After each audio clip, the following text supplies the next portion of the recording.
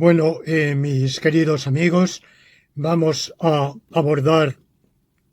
en esta octava lección laurentina del bienio 2019-2020 precisamente la octava tesis del racionalismo jurídico. Esta octava tesis nos dice que las sociedades humanas actuales son sociedades interespecíficas, o sea, no son sociedades exclusivamente humanas, sociedades interespecíficas formadas por individuos, animales, de una especie dominante, que es la especie humana, y de especies dominadas, que son aquellas que hemos introducido, o en algún caso que se han introducido ellas mismas en nuestra sociedad. Para darnos cuenta del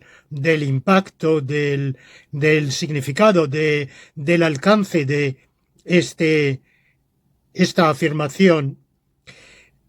tenemos que atender a varias consideraciones. En primer lugar, hasta donde yo sé, los problemas no ya desde el punto de vista nomológico y jurídico, sino sociológico, antropológico, de las ciencias sociales, de las ciencias históricas, no se han planteado en esos términos. Es decir, que parece que siempre que se habla de la sociedad humana o de las sociedades humanas, se entiende o se sobreentiende, sin necesidad de decirlo, que se trata de una sociedad o sociedades constituidas exclusivamente por seres humanos. Y esto es así incluso por parte de aquellos que son hoy una minoría, y una minoría además que históricamente tuvo muy escasa relevancia, aunque en los últimos, 40, 50 años, todo lo más, sobre todo en los últimos 20 o 30 años, ha adquirido un protagonismo significativo y una presencia muy visible, muy conspicua en los ambientes de la opinión pública, pero incluso esa minoría, que podemos llamar animalista, y a la cual evidentemente pertenezco yo también, y he tratado de participar modestamente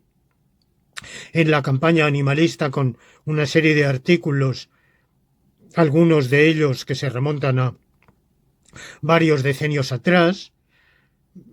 sin haber constituido nunca en absoluto el centro de mi reflexión, de mis preocupaciones, ni de mi aportación filosófico-jurídica, pero no he estado ausente en absoluto de mi reflexión. Bien, pero incluso esta minoría muy a menudo plantea el problema de las relaciones entre los seres humanos y los animales no humanos en términos que no son los de relación social que nos une. Ello es así por varias causas, que algunas de las cuales podemos ver en el transcurso de esta conferencia, pero cualquiera que sea el motivo, incluso los animalistas siguen, cuando hablan de sociedad y más aún de la sociedad humana, piensan en términos de una sociedad constituida exclusivamente por miembros de la especie humana. Y por tanto plantean el problema o los problemas principalmente éticos y no jurídicos, excepcionalmente jurídicos, de la relación entre seres humanos y animales de otras especies no humanas, en términos éticos, en términos morales, pero ajenos a la relación social, en términos de en un deber ético que pesaría quizá sobre las colectividades humanas, pero principalmente sobre la conducta y las actitudes y los sentimientos individuales de cada uno de nosotros por separado, que moralmente lo constreñirían a tener unas determinadas actitudes hacia seres sensibles de otras especies no humanas, no en virtud de la relación social que nos une a ellos, sino independientemente de esa relación social, que además raras veces se conceptúa como relación social, y cuando excepcionalmente se hace esa conceptuación se suele exagerar y sacar de quicio, no por tanto en términos sociales, sino en términos exclusivamente de las características propias, constitutivas, consustanciales de un individuo, de una sociedad, concretamente su sensibilidad, su capacidad de sufrir. Y tan es así que la locución ciencias sociales se reserva exclusivamente para ciencias relativas a sociedades humanas. Ya dije en una lección anterior que ha habido escasísima atención entre los filósofos políticos o filósofos o quienes practican la filosofía social, que no es exactamente lo mismo que la filosofía política, por supuesto, entre los filósofos del derecho, entre los juristas, ha habido muy poco interés por las sociedades animales no humanas. Eso ha parecido un tema interesante para los zoólogos. Quizá la excepción fue aquella empresa intelectual que en definitiva quedó abortada y bastante desacreditada, que fue la sociobiología, pero incluso ella tendió más a recalcar lo biológico y por tanto instintivo que lo social. Bueno, pues el interés por las sociedades animales no humanas ha sido muy escaso por supuesto, entre los cultivadores de ciencias sociales, de filosofía social, filosofía política, filosofía jurídica. Y lo que más ha faltado es un enfoque naturalista de la sociedad humana. Justamente ese enfoque naturalista de la sociedad humana, considerar a la sociedad humana, las sociedades humanas, ante todo como entidades naturales, colectividades naturales, que han de ser consideradas en pie de igualdad, en paridad con las demás sociedades animales, a las cuales hemos ido haciendo referencia en lecciones anteriores. Por tanto, como un caso particular de sociedad animal, no como la socialidad no humana, no como algo que surja o que sobrevenga extranaturalmente, apartándose de la naturaleza o como efecto de una entidad específicamente humana que constituiría su socialidad, igual que para otros es la espiritualidad del ser humano la que lo apartaría del mundo natural y lo situaría en un plano totalmente distinto. Bueno, pues sin abrazar el materialismo, porque no es un tema que ha quedado completamente marginado de mi reflexión y mi enfoque no está comprometido con una ontología materialista. no es ese el tema que se aborda en esta serie de conferencias y por tanto sí lo digo meramente de pasada. El enfoque que yo sostengo no es materialista, pero no siendo materialista, sí es resuelta e inequívocamente naturalista y considera al ser humano como un ser de la naturaleza, las obras humanas, nuestros acueductos, puentes, puertos, industrias, como producciones naturales, iguales que los diques de los castores, las construcciones de las termitas, los hormigueros o cualesquiera otros artificios que realizan otros animales en la naturaleza. Ciertamente los nuestros son mucho más complejos, han logrado un grado de perfección, sofisticación, potencia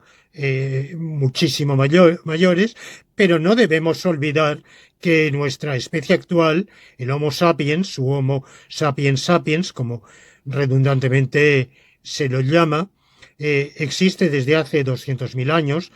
Algunos paleoantropólogos piensan que un poco más, quizá 300.000, y que de esos 200.000 años, pues, digamos, al menos 190.000 años, o sea, casi todo, lo hemos pasado produciendo artefactos extremadamente rudimentarios, los del Paleolítico, los de la piedra tallada, viviendo principalmente en chozas o en cabañas de las cuales no ha quedado nada,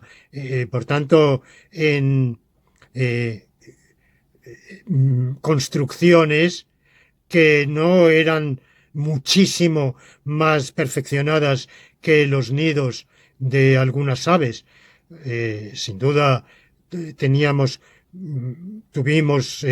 oportunidad de desarrollar instrumentos suficientes para poder sobrevivir, pero no hay que olvidar tampoco que muchas de las poblaciones del Homo sapiens sapiens a lo largo de esa casi totalidad de nuestra existencia se extinguían. O sea que la mayor proeza fue sobrevivir. Por tanto, todo aquello de que nos jactamos como obra del ser humano, desde la música de Vivaldi hasta los rascacielos modernos, las torres Petronas de Kuala Lumpur, lo que ustedes quieran, el túnel bajo el Canal de la Mancha, todas esas construcciones del ser humano verdaderamente prodigiosas y esos productos son evidentemente títulos de gloria, otros lo son menos, pero son títulos de gloria de un número exiguo de generaciones humanas en comparación con aquellas que el número cedido y gracias a cuyo esfuerzo hemos podido construir lo siguiente. De manera que lo primero, la característica esencial de mi planteamiento de la sociedad humana es su naturalismo, el entender al ser humano como una especie de mamíferos, como hay otras, y las sociedades humanas como sociedades animales, como hay otras. Y en realidad este es también el enfoque de ese grandísimo científico norteamericano al cual ya me he referido, el teórico de la ultrasociedad, Peter Turchin, que parte de lo mismo, parte de una consideración naturalista de la sociedad humana e incluso dice que para llegar al grado de complejidad y perfección que han alcanzado las sociedades humanas en tiempos históricos, la única comparación posible que tenemos es con ciertas sociedades de insectos. O sea que hasta llegar a hace unos miles de años, las sociedades humanas eran muy pequeñas y no se distinguían mucho de las manadas de elefantes u otros simios de otras ramas simiescas emparentadas con la nuestra, macacos, chimpancés, gorilas. O sea que es este enfoque naturalista. Y esto es lo que marca también el naturalismo del derecho natural por el cual yo abogo. Es un derecho que retoma un principio del gran jurista romano de la era clásica, de comienzos del siglo III de la era común, Ulpiano, cuando nos dice que el derecho natural es lo que la naturaleza ha enseñado a todos los animales. O sea, el derecho natural es lo que nos une a los demás animales, mientras que el derecho de gentes es un derecho ya adoptado en parte por la inspiración de nuestra naturaleza, pero en parte también por convención entre las gentes, entre los pueblos, y el derecho civil es el derecho civil en el sentido romano, del jus civile, o sea, el derecho de la ciudad, el derecho positivo, es el que han establecido los legisladores, ya se haya establecido consuetudinariamente o por edicción legislativa o por cualquier otro procedimiento. Bueno, pues el derecho natural nos une a los demás animales.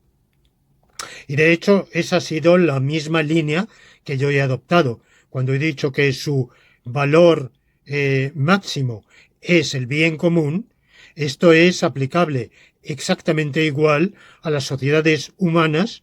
y a sociedades de hormigas, de abejas, de cualesquiera otros insectos sociales, de arácnidos sociales, de cefalópodos sociales, de aves sociales, de especies de mamíferos sociales como los cetáceos o cualesquiera otros. Todas ellas se rigen por una normativa que emana de la propia naturaleza de las relaciones sociales, de la propia naturaleza de la especie y del bien común que evidentemente es diferente según se trate de una especie de hormigas o de una especie de cetáceos o de una especie de simios como es la especie humana en particular, porque son diferentes las necesidades, son diferentes las posibilidades, es diferente la vida y la realización vital de los miembros de la especie y es por tanto diferente la vida social. Siendo diferente la vida social, pues el bien común, el bien individual y colectivo, aquel bien del cual se puede disfrutar y se disfruta individual y colectivamente, es colectivo y al mismo tiempo distribuido entre los integrantes, pues evidentemente es diferente de unas especies a otras. Hay alguna similitud, pero hay muchísimas más diferencias que similitudes. Pero lo que es común es que justamente se trate de ese valor rector de la sociedad y del ordenamiento, que es el bien común. Bien, lo que pasa es que la sociedad humana, como digo, de nuestra especie y según yo me atengo a la opinión común de los paleoantropólogos, que consideran que el hombre moderno o el Homo sapiens o Homo sapiens sapiens, que antes se llamaba hombre de Cromañón, pero es una terminología hoy en desuso, forma una especie diferente del hombre de Neandertal, una especie zoológicamente se caracteriza, bueno, y biológicamente, como un grupo de reproducción, lo que determina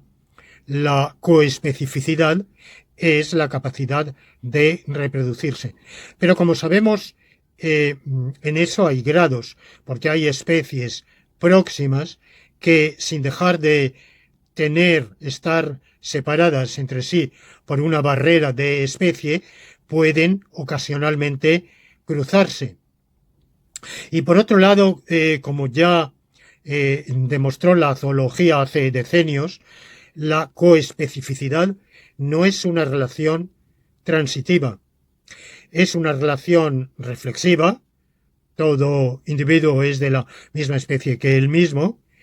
es simétrica. Si A es coespecífico con B, B es coespecífico con A. Existen especies, concretamente en las aves, lo que se llama un grupo anular de especies, y es que un grupo de ciertas aves, concretamente del círculo glacial ártico o en regiones muy septentrionales del planeta, hay grupos de aves que son coespecíficas con otros geográficamente cercanos, que son coespecíficos con un tercer grupo que es cercano al segundo, pero ya un poco más distante del primero, y así sucesivamente hasta redondear todo el círculo glacial ártico, y cuando llegamos al otro extremo no hay coespecificidad.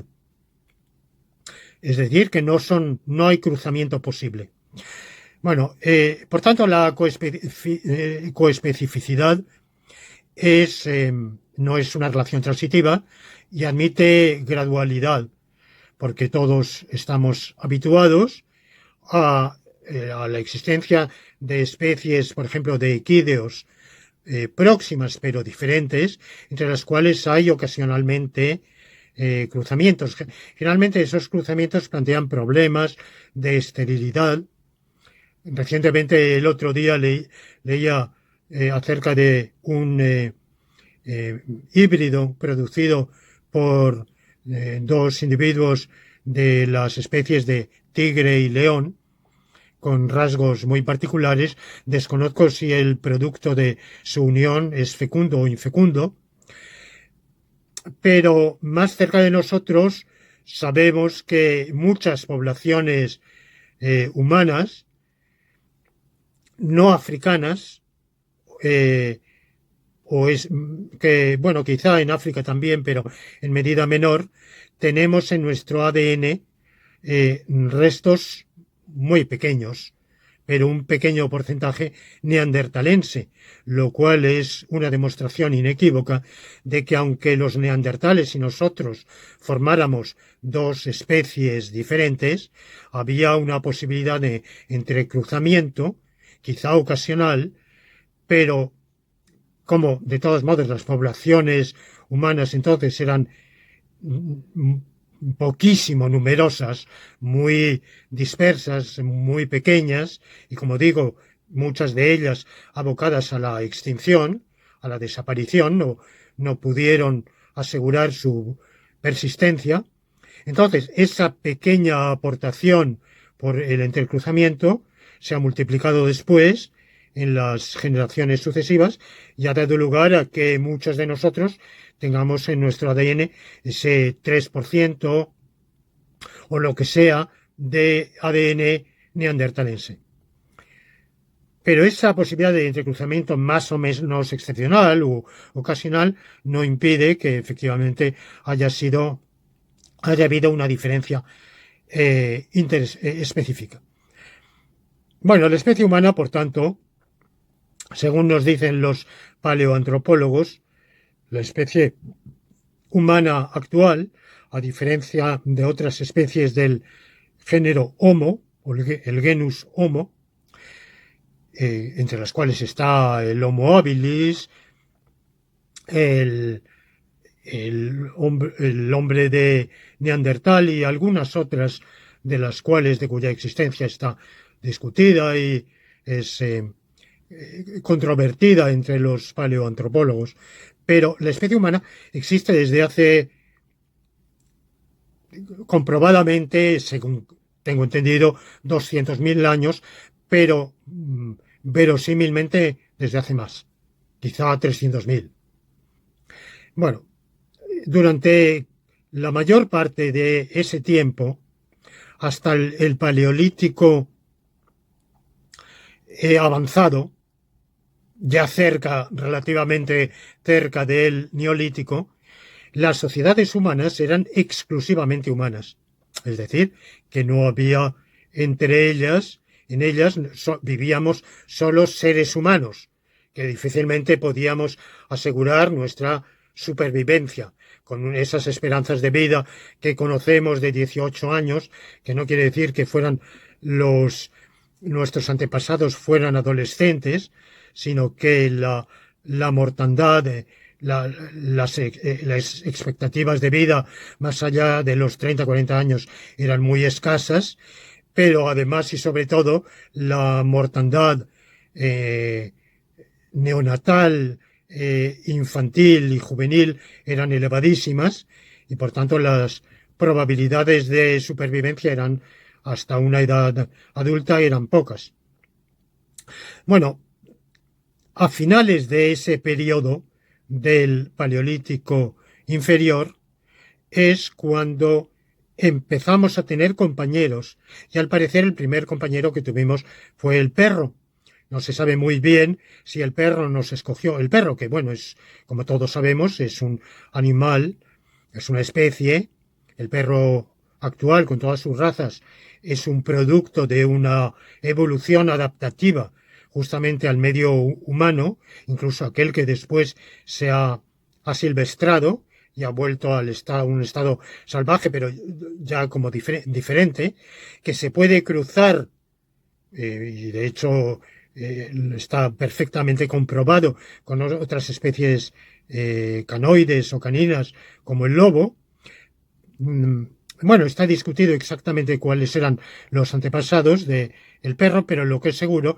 es que en ese Paleolítico inferior, al final de él, empezó a haber sociedades humanas en las cuales vivían también perros como seguramente utilizados para la caza.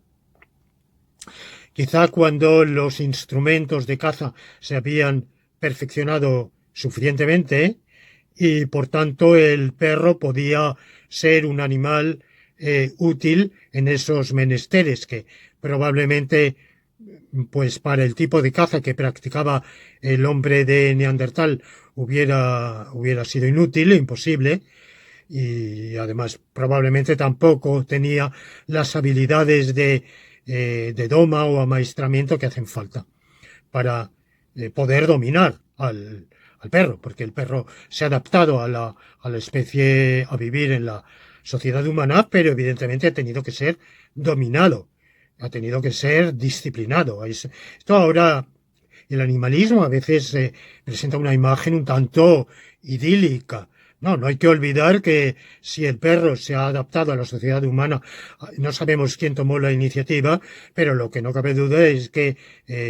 en esta relación es totalmente asimétrica y el perro aparece como un instrumento dominado y no dominante y que ha tenido que ser sujetado a una disciplina que muchas veces ha habido que imponer por la fuerza, evidentemente. Bueno, después, en sociedades ya más avanzadas, vino el gato y posteriormente los animales de labor. En el continente americano, el hombre llegó, por desgracia, demasiado recientemente, cuando ya su capacidad de cazar era muy grande, pero al mismo tiempo no había desarrollado todavía una capacidad de domesticación. Y eso provocó una calamidad, que fue que esa capacidad de caza le permitió al hombre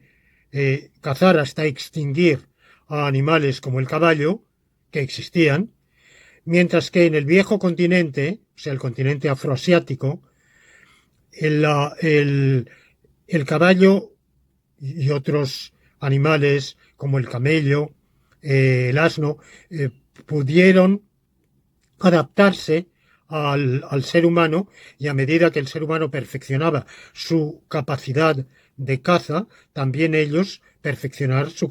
adaptación, su capacidad de huida, mientras que el ser humano llega en un momento del Paleolítico avanzado al continente americano y sencillamente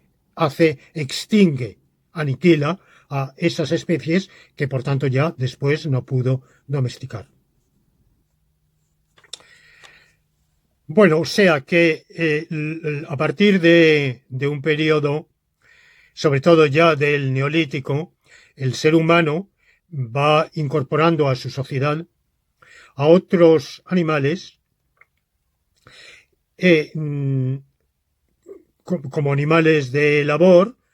o para aprovecharse de su producción, de la lana, de la leche y de la carne, por supuesto. Y en un artículo que escribí hace unos años, de deberes y derechos de nuestros hermanos inferiores, yo clasificaba a los animales no humanos que viven en las sociedades humanas en dos grupos, que son los cautivos y los domesticados. Los hay que están cautivos, evidentemente, y que no se han adaptado a la vida humana, sencillamente los tenemos encerrados. Por ejemplo, los animales de los zoos. Otros, en cambio, pues están amansados o domados o habituados, con raciones muy dispares que van desde las abejas acostumbradas a vivir en los lugares que se les han asignado, en las colmenas que se les han construido, en los animales de labor, los animales de compañía, con los cuales hoy tenemos una relación exageradamente idílica a veces, que tiene muchas facetas de las cuales queremos ver algunas y otras pues no, pero coexistencia que no siempre es fácil y que no deja de plantear de vez en cuando, no de vez en cuando, casi cotidianamente, problemas significativos, accidentes, incluso muertes de seres humanos. Bueno, pues esos animales que, como digo, podremos, grosso modo, clasificar en esos dos grupos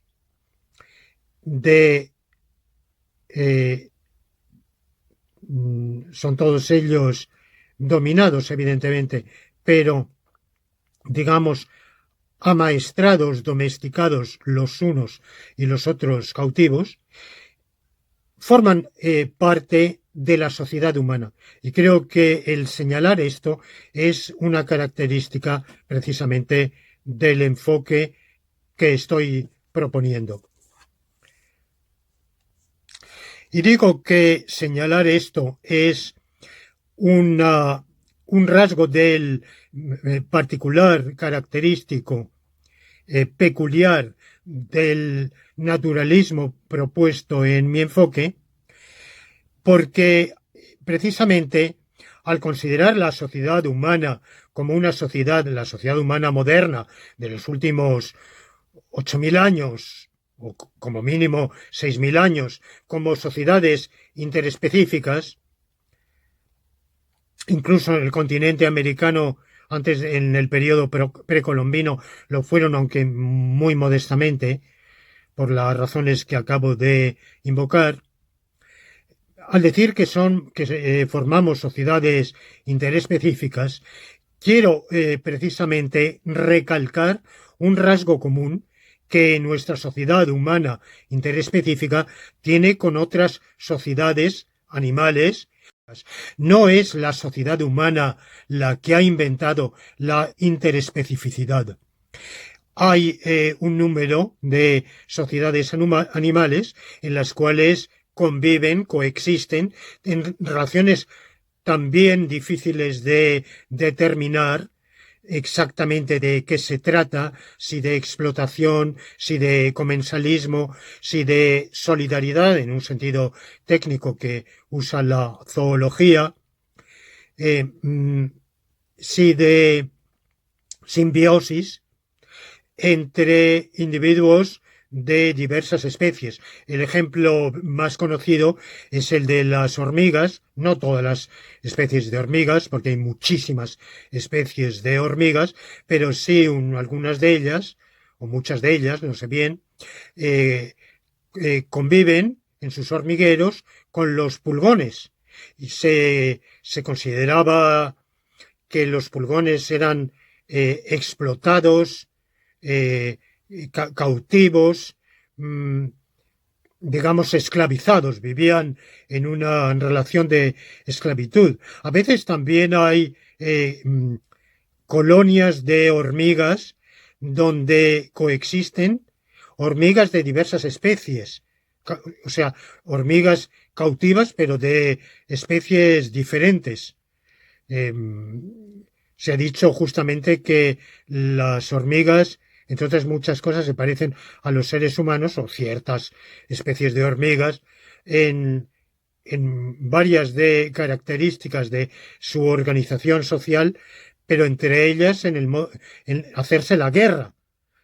Hay luchas, evidentemente, en todas las especies, pero el modo organizado, colectivo de enfrentamiento que tienen en sus expediciones bélicas algunas hormigas, a lo que más se parece es a las guerras humanas. Bueno, sea esto así o no, lo que quiero señalar es que la interespecificidad es un rasgo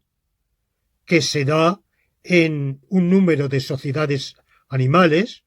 no ha sido tampoco creado por el ser humano. El ser humano solo ha llegado a la interespecificidad en una etapa muy tardía de su evolución. Ya lo he dicho, vivimos desde nuestra especie desde hace 200.000 años y de ellos pues casi 190.000 solos, sin compañía, y los últimos 10.000 años aproximadamente en compañía, pero la presencia importante, muy significativa, muy masiva de animales no humanos en las sociedades humanas, pues es desde hace unos miles de años. Eh, por supuesto, pues no sé, desde la edad de bronce posiblemente, o desde, o desde la edad de hierro, no lo sabría precisar concretamente, pero eh, esa presencia ha ido en aumento. En algunos aspectos ha ido en aumento hasta llegar a un declive. En el artículo que he citado, yo centraba mi atención de todas las especies de animales no humanos que han formado parte y forman parte de la sociedad humana interespecífica, en aquel que a mi juicio ha jugado un papel más importante y sin el cual la civilización moderna no hubiera sido posible. Seguramente habría sido posible sin la carne de los animales domesticados cuya carne hemos comido, quizá sin la lana, pero no habría sido posible sin el caballo. El caballo ha sido, como también Turchin lo señala, en el origen de las civilizaciones, el caballo ha sido absolutamente un elemento imprescindible en la guerra y en la paz, como el caballo de guerra, como arma de guerra, como instrumento bélico, hasta la Primera Guerra Mundial, inclusive. Hoy se ha olvidado porque fue el periodo en que se inventaron los tanques, en que existía la tracción motorizada, pero no hay que olvidar que muchos, o quizá la mayoría de los movimientos de tracción de cañones, de instrumentos bélicos en aquella guerra de hace 100 años, lo fueron utilizando la fuerza de los caballos. No hay que olvidar que las ciudades de cualquier país, por ejemplo Nueva York, el Nueva York de los primeros 10, 15 años aproximadamente del siglo XX, era una sociedad donde había un número de caballos quizá no muy inferior al número de habitantes humanos, y que hasta que rápidamente fueron con la tracción automovilística, fueron rápidamente sustituidos. Pero lo que nos reflejan las tarjetas postales de ese periodo, de hace 110 años aproximadamente, era justamente esa presencia masiva que hoy hemos olvidado. O sea que en ese aspecto la interespecificidad en lo que toca a la importancia, al papel de una especie determinada, ha disminuido. Ha disminuido por el desarrollo de la técnica. Pero no podemos olvidar que sin la fuerza animal, pero concretamente la fuerza equidea, no se habrían construido ni los caminos, ni las carreteras, ni los canales, ni los puertos, ni los puentes, ni las grandes obras de edificación, ni habrían sido posibles las comunicaciones, que el servicio postal fue posibilitado justamente por la explotación sistemática de la fuerza de los equídeos, y que hay que esperar al siglo XIX para que llegue la locomotora,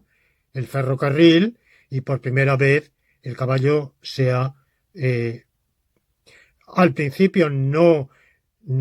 eliminado, sino desplazado de ciertos transportes masivos, y posteriormente paulatinamente eliminado, aunque no en toda la superficie del planeta. Hoy principalmente el caballo pues es un animal de juego, de deporte, del deporte ecuestre en el conjunto del planeta, pero en algunos sitios sigue siendo todavía un animal de tracción no sustituido. Bueno, el problema, por tanto, es el de comprender cuáles son las relaciones sociales que nos unen a esos miembros no humanos de nuestra sociedad. Si formulo así el problema, en realidad ya la formulación es sesgada, porque justamente es plantearlo en esos términos, usando esas palabras, es algo que no me concederán casi nadie, porque casi todo el mundo va a partir de un enfoque diverso. Nuestra sociedad es una sociedad humana formada solo por humanos, aunque en ella estén también, digamos a título individual o incluso en grupos, animales de otras especies. Pero esos no forman parte de nuestra sociedad. Por tanto, la relación social es una relación entre humanos, y la relación que tengamos con seres no humanos, con animales no humanos, por mucho que vivan entre nosotros, digamos, encerrados dentro de nuestras propias sociedades o fuera de ellas, pero es una relación no social, es una relación extrasocial. Bueno, no creo que sea yo el primero ni el único que ha sostenido que hay una relación social, pero me parece que somos una exigua minoría quienes hemos pensado y pensamos que la relación es social. Y quizá yo doy un paso más en pensar que en realidad lo que llamamos sociedad humana es una sociedad interespecífica integrada por animales de muy diversas especies, pero que podemos clasificar en dos grandes grupos, dominantes y dominados. Los dominantes somos los seres humanos y los dominados son los demás. Sin embargo, eso no quita para que la relación sea social. Y si es una relación social, vamos a plantearnos algunos problemas desde el punto de vista jurídico, que es lo que aquí nos interesa, el punto de vista normativo. Primero, cuando hablamos del bien común como valor supremo del ordenamiento normativo, como principio rector del conjunto ordenado de normas y como principio o como canon asimismo de las reglas de deducción lógico-nomológica y de los axiomas implicativos lógico-nomológica, todo lo cual lo hemos ido examinando y considerando en anteriores lecciones de esta serie. Bueno, pues cuando hablamos del bien común en esos términos, lo que tenemos que preguntarnos es el bien común de quiénes, cuál es esa comunidad. Y si lo que estoy sosteniendo es que la comunidad, la sociedad, está integrada por seres humanos y por muchísimos seres no humanos, entonces el bien común al cual debemos tender no es un bien exclusivamente humano, no es lo que nos convenga exclusivamente a los seres humanos, es lo que convenga a la comunidad que formamos y que integramos los seres humanos con todos los seres no humanos que viven en nuestra sociedad, que viven voluntaria o involuntariamente, que se han adaptado, se han sometido o que no se han sometido, pero que a los que tenemos cautivos, o cualquiera de los escalones o grados intermedios entre lo uno y lo otro. Con todos ellos tenemos una responsabilidad porque nosotros hemos decidido que estén en nuestra sociedad, de quien quiera que haya sido la iniciativa, que seguramente en la inmensa mayoría de los casos ha sido nuestra, pero la hemos tomado, los hemos incluido en nuestra sociedad interespecífica, los hemos sometido a nuestro dominio benigno o menos benigno, según los casos, extremadamente bondadoso, posiblemente en el caso de los animales de compañía, bastante menos en el caso de los animales de labor, en muchos casos muy cruel, en misericordia. Hoy el animalismo nos hace tomar conciencia de que ese trato cruel y misericordia debemos eliminarlo, debemos superarlo, podemos, además, no solamente es que debamos, en general en el plano ético, que no es el plano que yo estoy abordando, sino en el plano jurídico,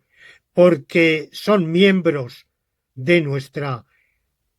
sociedad interespecífica, y como miembros de nuestra sociedad interespecífica tienen deberes y derechos, y entre sus tienen el deber de someterse al dominio que les impongamos, que será más favorable o más desfavorable según los casos, pero tienen el derecho de que ese dominio respete su bienestar, por lo menos en tanto en cuanto sea posible y compatible con la finalidad social que cumplen dentro de la sociedad. Tienen derecho a tener una vida que florezca, que se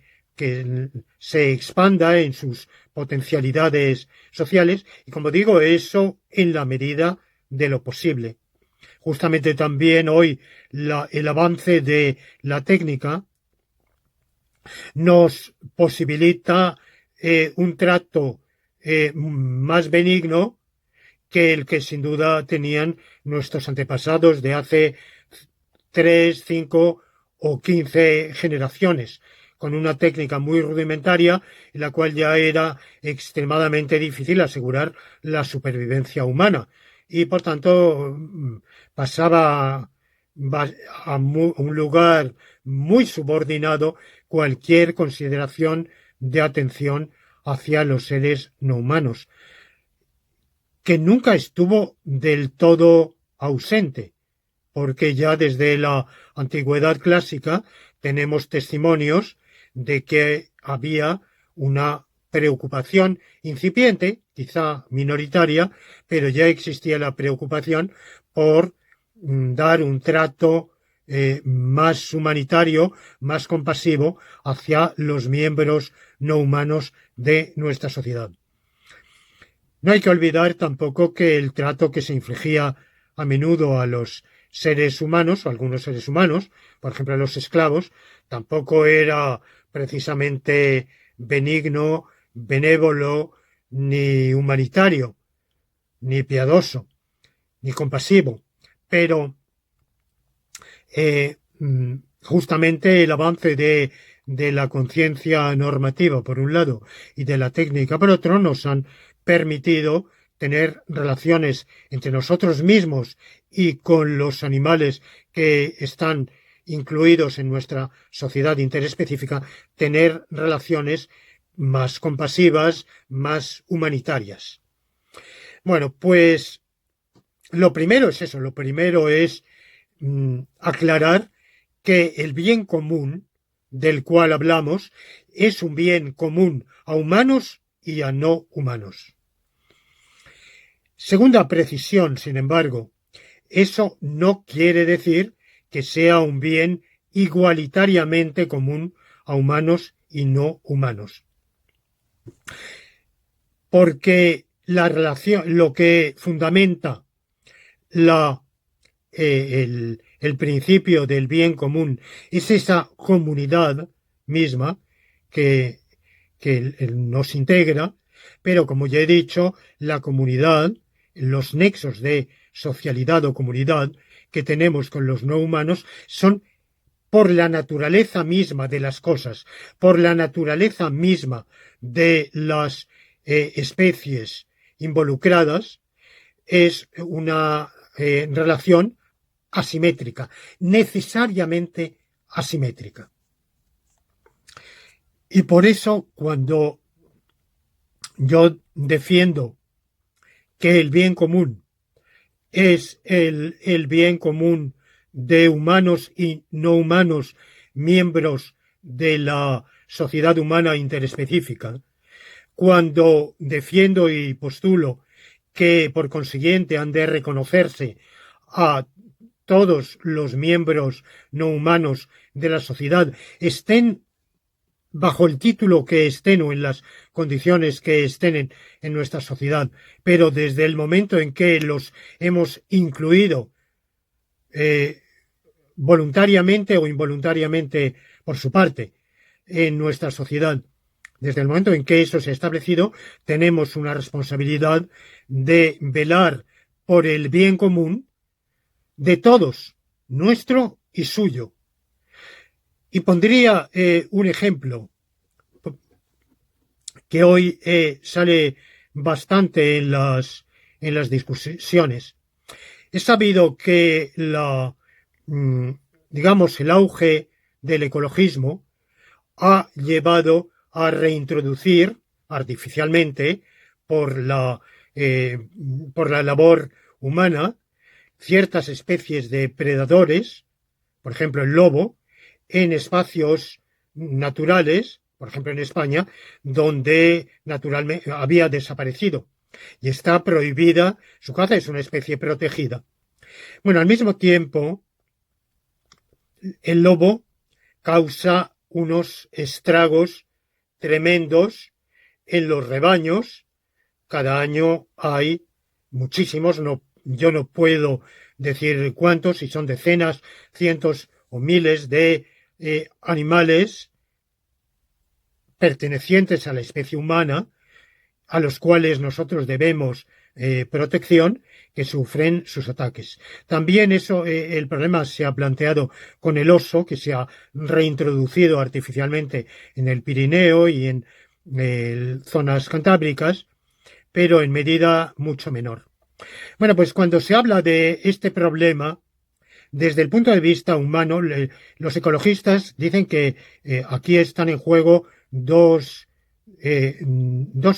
intereses. El interés ecológico, que a veces se confunde con el interés animalista, pero en realidad son totalmente diferentes por su motivación, por su alcance, normativas y, por supuesto, éticas, jurídicas, sociales. Por tanto, el interés ecológico asimilado erróneamente al interés animalista, que estaría a favor del lobo, y el interés específicamente humano de los ganaderos, que se cifraría en sus pérdidas económicas por los ataques de los lobos. Lamentablemente, en esta controversia, así erróneamente planteada, se omite a la principal víctima, que son las ovejas, los corderos, a veces las vacas, que sufren esos ataques, que sufren heridas espantosas, muertes terriblemente crueles, pero no solo las víctimas mortales, sino muchísimas otras, miembros del rebaño, que sufren, que quedan traumatizadas, porque son seres, no debemos olvidarlo, seres dotados de inteligencia y voluntad, seres mamíferos con los cuales tenemos en común mucho más de lo que solemos creer y cuya psicología sufre también daños espantosos, hasta el punto de que rebaños que han sufrido esos ataques tienen que ser sacrificados íntegramente porque el traumatismo psíquico, la enfermedad psíquica que contraen todos los miembros del grupo es muy grande. Bueno, pues el bien común por el cual tenemos que velar, por el cual tenemos que regular, no es solo el de los humanos, el de los, en este caso, ganaderos, campesinos o beneficiarios humanos de esa ganadería. Es el bien de los miembros no humanos en este caso, pues de los miembros de esas especies ovina o bovina, que están integrados en la sociedad humana, a los cuales nosotros hemos domesticado, que nos son útiles y a los cuales debemos tratar protegiéndolos de la crueldad, no solo la crueldad nuestra, que por supuesto sí, por eso hoy vamos avanzando menos de lo que desearíamos, menos de lo que creemos, pero vamos avanzando en métodos de abatimiento de los animales o de sacrificio menos traumáticos, más respetuosos del bienestar animal. Lo mismo en cuanto a los modos de crianza. Desgraciadamente se siguen practicando métodos de crianza horriblemente crueles, pero felizmente hay campañas de opinión y normativa, no siempre respetada, que protectora, que va propiciando modos de crianza más respetuosos del bienestar animal. Lo mismo en los medios de transporte, pero finalmente hemos de proteger a esos miembros de la sociedad, a los miembros no humanos de la sociedad humana, hemos de protegerlos también de los ataques de otras especies, de las crueldades, de los sufrimientos, de los padecimientos que les infligen otras especies. Especies salvajes, los que les infligen, por ejemplo, los parásitos, hemos de velar por su salud, hemos de protegerlos contra las epidemias, contra las enfermedades, pero también contra los ataques de otros seres salvajes. Ahora, este planteamiento animalista, como digo, es un planteamiento de un animalismo social. Y al defenderlo, he de deslindarlo de otros enfoques. Y voy a decir cuáles son esos enfoques. El primer enfoque alternativo del cual yo me deslindo y con el cual tengo una controversia es el enfoque asocial, puesto que el mío es social, el alternativo lo voy a llamar asocial, que considera a los animales no humanos exclusivamente como individuos. Y es el enfoque abrumadoramente mayoritario en el animalismo, que se ciñe exclusivamente al ámbito ético y por tanto no al ámbito jurídico,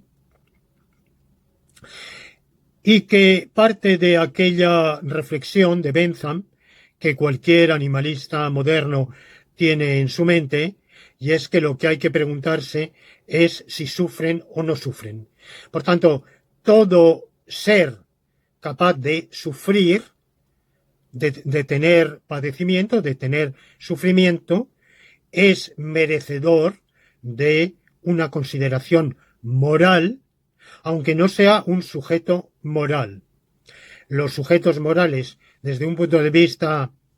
muy difundido, de morales más o menos de inspiración o cuño kantiano, los sujetos morales somos aquellos que podemos guiarnos por consideraciones imparciales, o los que podemos guiarnos por consideraciones de un imperativo categórico, o por consideraciones de un deber exclusivamente moral,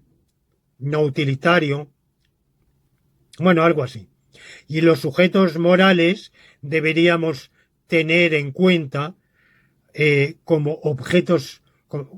morales o digamos seres dignos de consideración, sean sujetos morales, a todos los seres sentientes, a todos los seres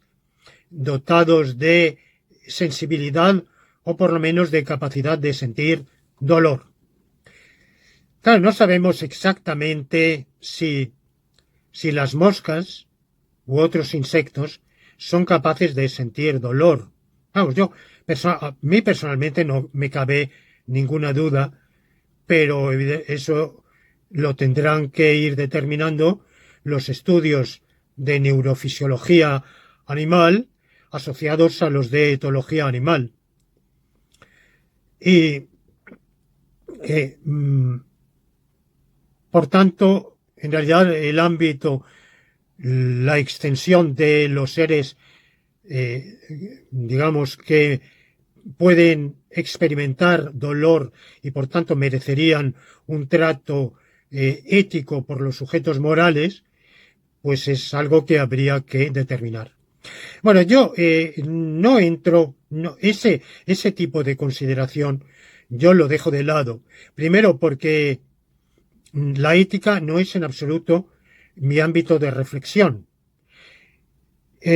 Segundo, dentro, en la escasa medida en que lo es, yo abrazo una ética consecuencialista. Bueno, es un poco más complicado, yo diría axiológico-consecuencialista,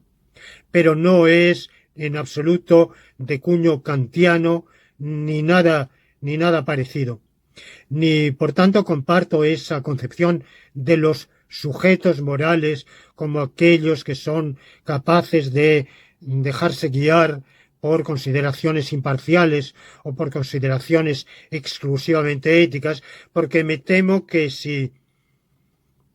lo viéramos así, la inmensa mayoría de los seres humanos y desde luego de la inmensa mayoría de las generaciones humanas que nos han precedido, pues no seríamos sujetos morales. Y yo mismo dudo, la verdad, no sé hasta qué punto soy un sujeto moral en esa concepción. Sí, quizás soy capaz de determinar mi conducta por consideraciones exclusivamente éticas. No sé si soy capaz o no soy capaz, pero lo que sé es que no lo hago. No, no lo hago. Trato de ajustar mi conducta a unas reglas tanto jurídicas como éticas, que son principalmente las reglas de una ética utilitaria, que son las reglas, o digamos, de una ética consecuencialista más ampliamente, que son las reglas establecidas de tal manera que siguiéndolas, si todo el mundo las siguiera, el resultado sería un bien común, un mayor bien común. Pero, vamos, esto dicho muy sucintamente, habría que pulir y refinar. Pero trato por tanto, de actuar éticamente en ese sentido, pero no sé si, y dudo, no creo que rara vez en mi conducta me ajuste a consideraciones puramente morales, y menos algo así como el imperativo categórico kantiano. Bueno, por tanto, ese tipo de consideraciones son ajenas a mi punto de vista. Pero, además, en mi ámbito de consideración, los únicos animales no humanos de quienes yo me ocupo, mis reflexiones toman en consideración, son aquellos que están integrados como miembros no humanos de la sociedad humana, a título de dominados. Entonces, ¿qué hago yo desde mi planteamiento con el tipo de trato que debemos dar a los seres humanos que no están incluidos en sociedades, a los seres, perdón, animales que no están incluidos en sociedades humanas? ¿Qué pienso de la caza? ¿O qué pienso de la pesca? ¿O qué pienso en general, de cualquier tipo de relación con no humanos? Bueno, pues sencillamente no pienso nada. Es decir, evidentemente, como individuo sensible, soy absolutamente contrario a cualquier tipo de crueldad, eh, pero eh, pronunciarme acerca de si es aceptable o inaceptable ética o jurídicamente la caza o la pesca, bueno, yo ante todo como humanista creo que allí donde y en la medida en que sean necesarias para para la vida del ser humano, o si no absolutamente necesarias, esta vida sería más pobre, más difícil, menos satisfactoria, sin acudir a esos recursos. Podría aceptarlo, podría aceptar esos medios de busca de alimento, siempre evidentemente abogando por los procedimientos menos lesivos y más exentos de crueldad. Confieso que mis sentimientos son absolutamente de rechazo hacia todo tipo de crueldad, hacia cualesquiera animales, incluso externos a nuestra sociedad. Pero esos son mis sentimientos, los sentimientos, ahí estoy reflejando exclusivamente un ámbito de mi biografía o mi personalidad. No estoy expresando un punto de vista doctrinal. Desde el punto de vista doctrinal, que es lo que nos ocupa en estas lecciones, sencillamente no digo nada, ni en un sentido ni en otro, con respecto a los no miembros de la sociedad humana. Hay miembros no humanos de la sociedad humana en los que creo que no hay más remedio que matar. Hay muchísimos insectos que nos son perjudiciales porque traen enfermedades, o sin traerlas sencillamente son extremadamente molestos. Creo que todos nos desembarazamos de las moscas, mosquitos y demás que invaden nuestros hogares y que a los cuales tenemos miedo por las enfermedades que pueden contagiar, pero al margen de eso, pues sencillamente ensucian y molestan, y queremos tener nuestros hogares, nuestros recintos de vida lo más limpios, para que bastante trabajo nos cuesta. En lo demás, pues mi actitud personal es de respeto absoluto y de tratar de respetar, pero como digo, eso está al margen de mis consideraciones doctrinales. Desde el punto de vista estrictamente doctrinal, lo que aquí se dice no va ni en un sentido ni en otro. Por tanto, aquellos animalistas que extienden su consideración a todos los demás animales, pues yo alabo sus sentimientos y comparto parcialmente su preocupación, pero caen fuera de mi ámbito de reflexión doctrinal. Y por otra parte, en lo tocante ya a los animales no humanos, yo me sitúo a mitad de camino entre dos extremos. Un extremo sería el de la igualdad animal, que a veces se expresa de manera un poco menos tajante que el término de igualdad animal, que es superar la barrera de especie o el antiespecismo, y que se traduce en considerar que los animales no humanos no tienen ningún deber con nosotros, ni por tanto tenemos derecho a someterlos a nuestra dominación. Esto se expresa a veces con la reivindicación de poner fin a la esclavitud animal, o alternativamente, en términos digamos más extendidos, dejar de considerar a los animales como bienes, como objetos de propiedad. En una reforma reciente del Código Civil francés, si bien se ha mantenido que los animales pues son bienes, son objeto de propiedad, se ha insertado un artículo que dice que son seres sensibles, como si alguien jamás en la vida hubiera puesto en discusión que son seres sensibles. Si fueran insensibles, no habrían podido ser amaestrados, ni domesticados, ni domados. Justamente todo eso ha sido posible porque son seres sensibles, y seres que pueden, además, no solamente tienen sensibilidad, sino capacidad de aprendizaje, y han podido aprender, han podido ser domados, domesticados, amaestrados. Bueno, yo no abogo por poner fin a la esclavitud animal, aunque el Código Civil no utiliza ese término de esclavos, pero la verdad es que sí, esos animales, ese perro o ese gato de compañía, ser tan querido que tenemos en nuestro hogar, al cual cuidamos, al cual mimamos, por el cual velamos, es un esclavo nuestro y no es un ser libre. No le damos libertad, y a veces tenemos que corregir justamente algunos problemas de convivencia sobre todo con los perros de ciertas razas, estriba en que los amos no han renunciado a practicar la disciplina, y hay que saber, hay una responsabilidad que se tiene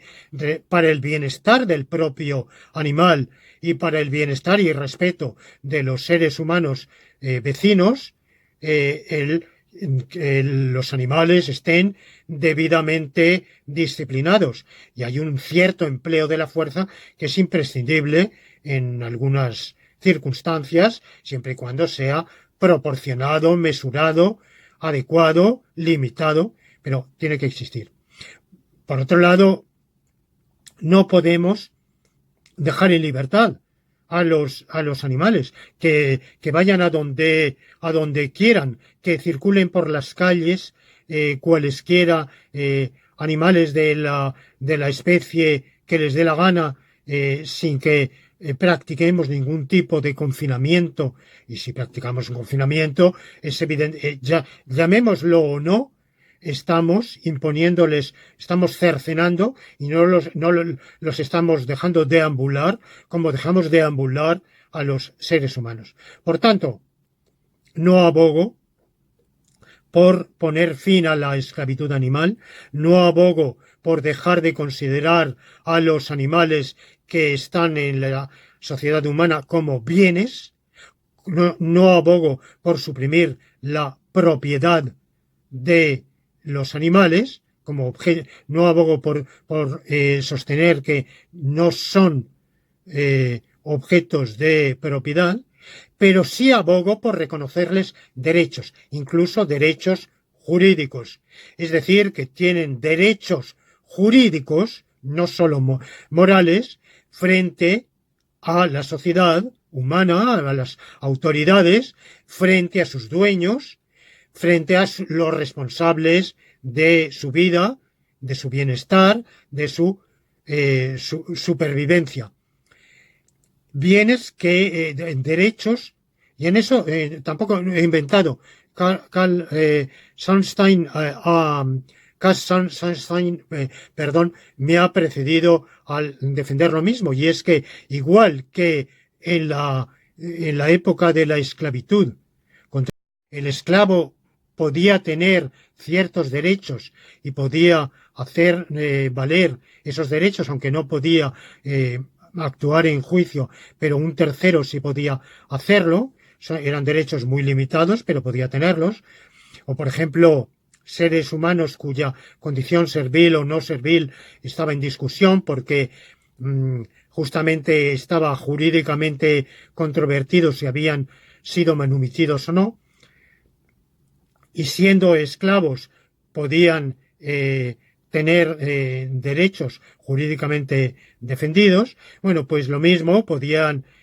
sería perfectamente viable que estén defendidos en juicio los derechos jurídicos reconocidos por una legislación que ya ha empezado a reconocer, digamos, que con la fórmula de deberes humanos hacia ellos, pero eso es igual, es simétrico. Decir eso es lo mismo que decir derechos suyos con respecto a los humanos, que se defienda en juicio por parte de asociaciones, sociedades o, digamos, encargados públicos a los cuales se confíe precisamente la misión de defender esos derechos animales.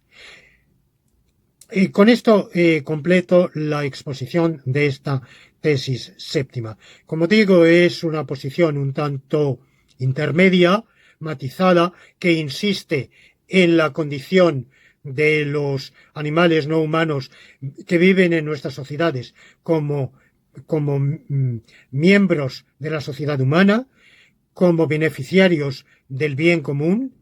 pero no a título de iguales. Y por tanto mi punto de vista es especista. Es animalista, porque defiende derechos animales, decididamente, pero no es antiespecista, porque ser antiespecista sería decir que la diferencia entre especies es como la diferencia entre razas, y que igual que hemos superado el racismo y reconocido iguales derechos a individuos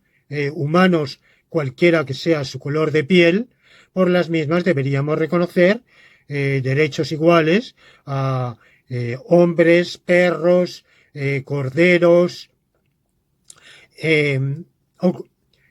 cualesquiera miembros no humanos de nuestra sociedad. Eso es imposible. Cualquiera que reflexione sobre las consecuencias prácticas que traería más allá de la proclamación sobre el papel se da cuenta de la impracticabilidad, la inviabilidad de semejante propuesta, y por tanto mi punto de vista es especista, pero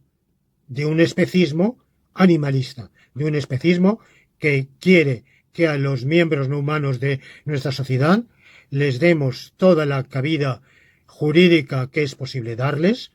y además que tengamos hacia ellos el respeto y el reconocimiento, el agradecimiento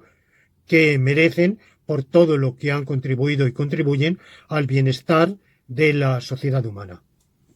Y con esto termino esta lección y doy cita a todos ustedes para la próxima sesión de esta serie de lecciones laurentinas.